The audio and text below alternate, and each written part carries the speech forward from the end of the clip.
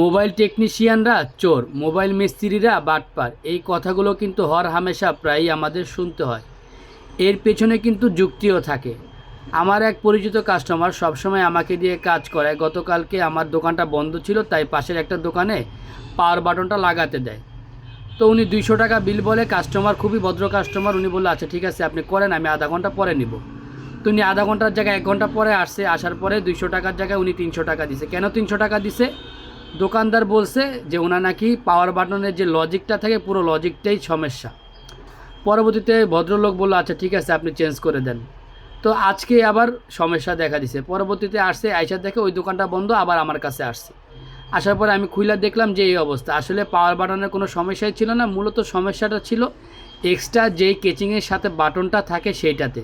তো আমার কথা হচ্ছে আপনি 200 টাকা বিল করছেন, ঠিক আছে সার্ভিস চার্জ 200 টাকাই নিতেন, কেন আপনি আরও 100 টাকা বাড়তি চাইলেন? হ্যাঁ, যদি আপনি লজিক চেঞ্জ করতেন বা কাজটা একটু বেশি করতেন সেই ক্ষেত্রে আপনি নিতে পারতেন, কিন্তু আপনি তো কোনো কাজই করেন নাই, শুধুমাত্র এই এক্সট্রা যে বাটনটা আছে সেইখানে একটা পেকিং দিছিলেন, সেটাও আজকে পড়ে গেছে। তাহলে কেন আপনি বাড়তি 300 টাকা ওনার কাছ থেকে আরও 100 টাকা দাবি করলেন?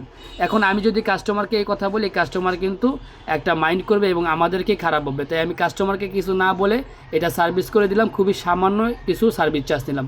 ধন্যবাদ।